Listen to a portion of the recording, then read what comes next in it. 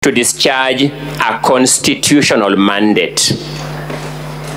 And before you are given the cudgels to start discharging any mandate in this Senate, the Constitution demanded that you had to take an oath of office before you do anything else.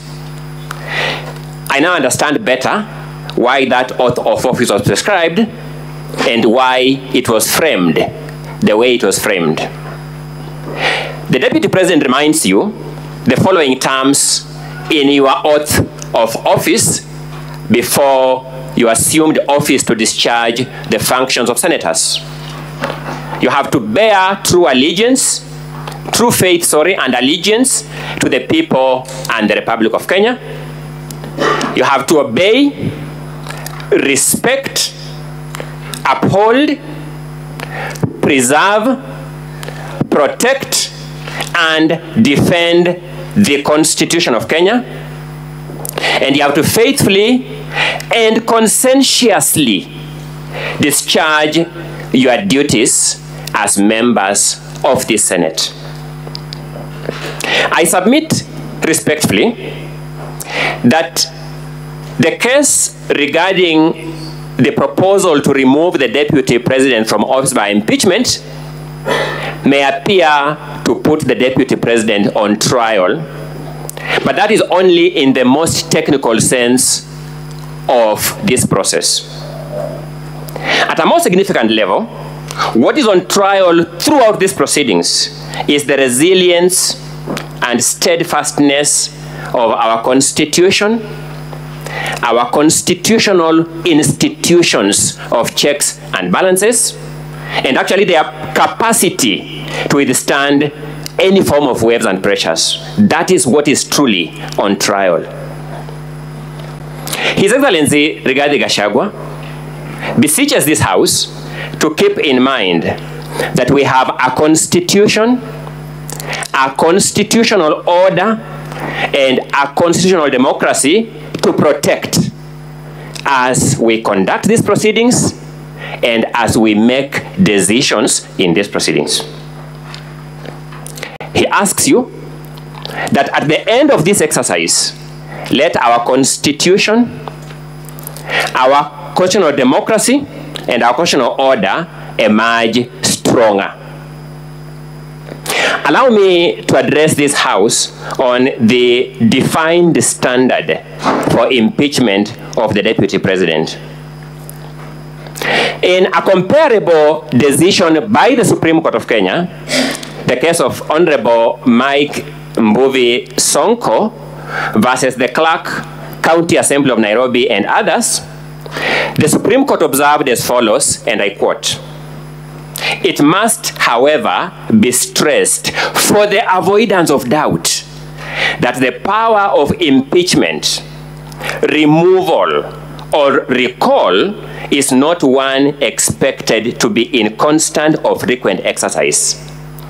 It is only in the face of credible evidence of extraordinary wrongdoing that the conduct of a state officer will be investigated, and even then, only upon sufficient proof of the allegations that the impeachment, removal, or recall would be warranted."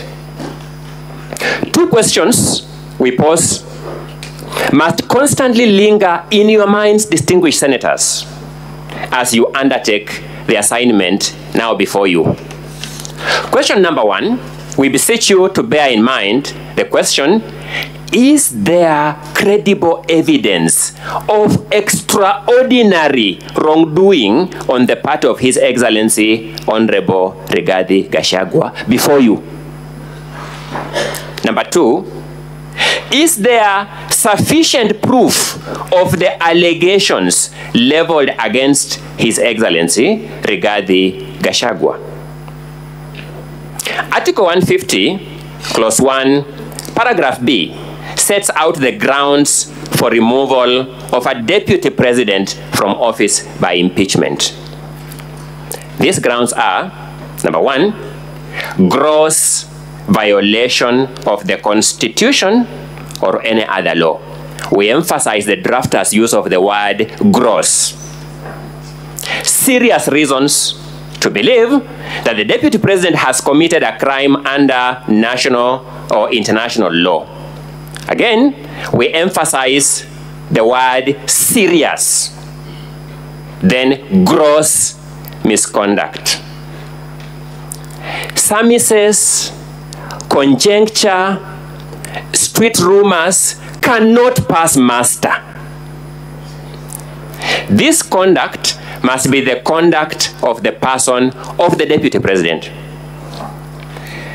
It is sufficiently notorious for this court to take judicial notice of when the late DP Gachagua, whose will is now referred to here, died. You are told to investigate the conduct of His Excellency Rigathi Gachagua at a time, or at the time around which his brother, His Excellency Governor DP Gachagua, as he then was, died. It is sufficiently notorious that His Excellency Rigathi Gachagua was not Deputy President of the Republic of Kenya. But that's not enough. You will peruse the motion before you with a view to finding which ground in that motion is sought to be established by these allegations around what may or may not have happened around the time the late DP Gachagua died. You will find absolutely no ground supported by those allegations. Let me disclose here. It is designed to whip your emotions. It has no other purpose.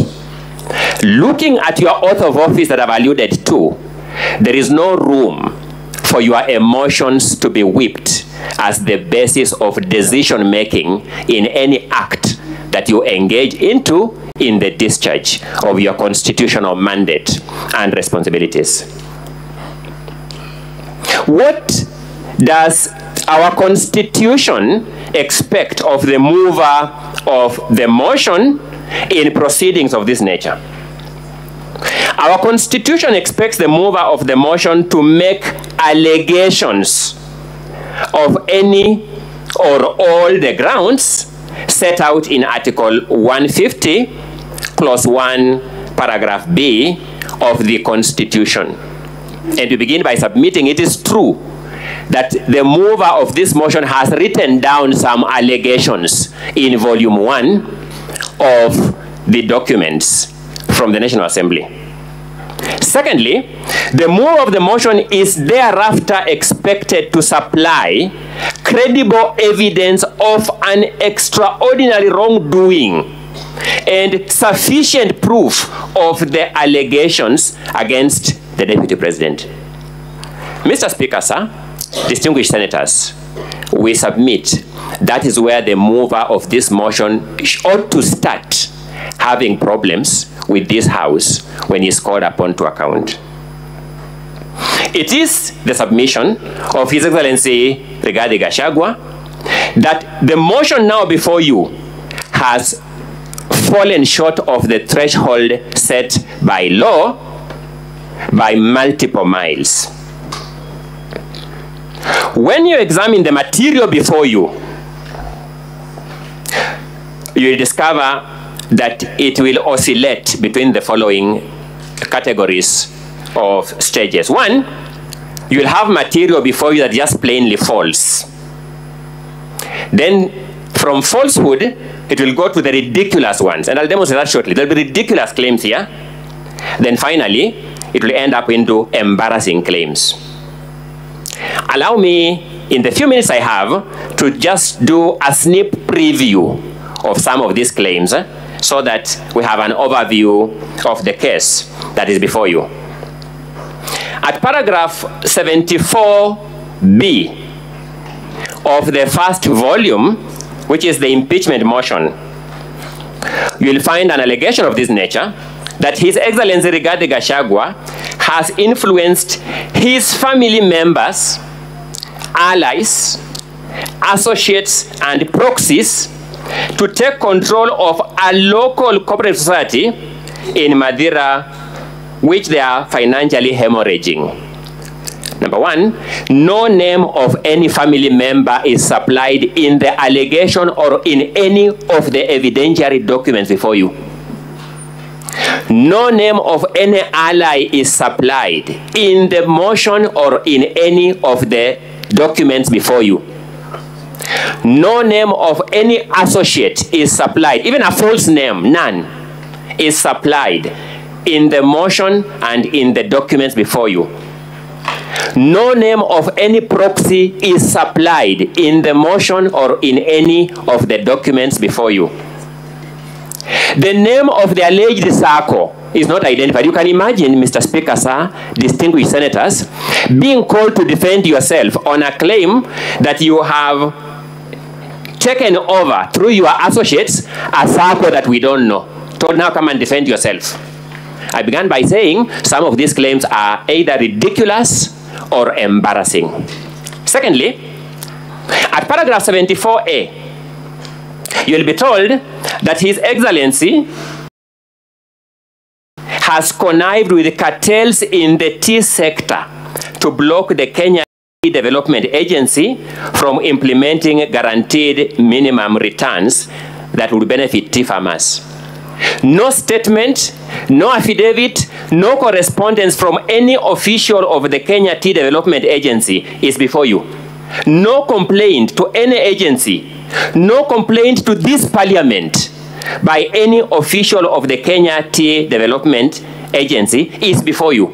It's just a claim which the mover of this motion said before the National Assembly, and surprisingly, to those of us who have some residual faith in our institution, he told the National Assembly, just believe my word for what it is. And when we thought that was a joke, we got a joke lifted a notch higher. The National Assembly actually just believed his word for what it is. No evidence. Nothing in the affidavits before you addresses anything about the Kenya Tea Development Agency. Nothing in the 5 affidavits before you. Let's progress, good people. Paragraph 72 of the motion before you states that His Excellency has persistently undermined, demeaned, and committed insubordination instead of assisting the President. And let's face it, Mr. Speaker, sir, distinguished senators, if you accuse somebody of insubordination, the only person who can complain of being insubordinated is the supervisor. No statement from the President, no affidavit from the President, even no witness summons to the President has been sought here to call him to complain he has been insubordinated. The Deputy President, when he received this motion, wrote to the Secretary to the Cabinet requesting to be supplied by all assignments given to him by the President and any that he has not delivered. To date, as we stand here, we have not received a response to that letter. And yet we shall be told, just believe the mover of this motion, the Member of Parliament for Kibwezi West constituency, that when he is oscillating between the National Assembly and Kibwezi West to serve his people, he knows better than the supervisor of the Deputy President that the Deputy President has insubordinated his boss. I began by observing they will move from the false through the ridiculous to the embarrassing, and these are the claims before you. At paragraph 64, paragraph A of the impeachment motion, you will be told that His Excellency, the Deputy President, said that he would present a petition for the removal of Justice Esther Maina from office, which he has not done to date. Mr. Speaker, sir, my eyes are normally problematic, so I will not know the time allocation. 15 minutes. Thank you so much, Mr. Speaker, sir. The claim is that His Excellency publicly said that he would present a petition for the removal of Justice Esther Maina from office, which he has not done to date. That's the complaint. Evidence is before you that there is a pending complaint by His Excellency, the Deputy President, before the Judicial Service Commission. So the mover of this motion first has perjured himself in his affidavit by saying that each of these facts are correct, when this fact is false by evidence available. You will find that paragraph 34 of the motion before you, it says that His Excellency falsely threatened to file a petition for removal of Justice Esther Maina. How can the Deputy President be accused of falsely threatening when in fact he has filed the complaint? Where is the falsehood when there is a pending complaint? That complaint is before you in the Deputy President's documents for your own perusal. I began by saying they'll move from the false through the ridiculous to the embarrassing. At paragraph 78C, you'll be told that His Excellency routinely summons procurement officers in ministries and state institutions and instructs them to direct procurement of goods and services in a specific manner.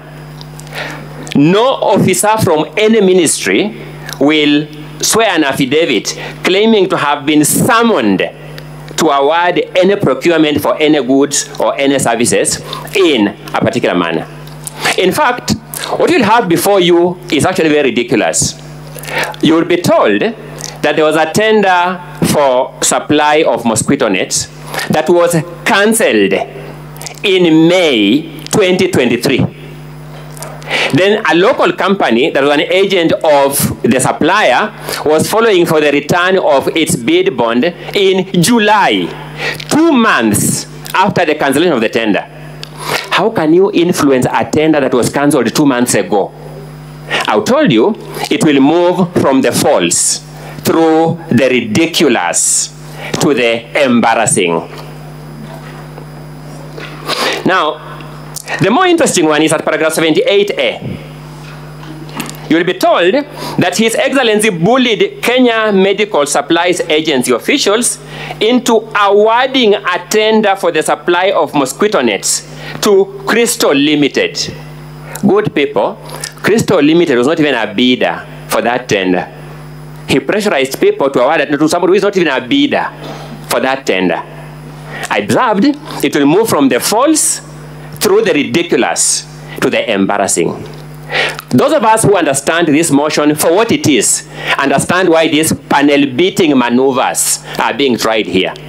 The motion as presented and approved by the National Assembly will remain in our constitutional history as the most embarrassing motion ever approved by a House of Parliament in the Commonwealth. We respectfully submit.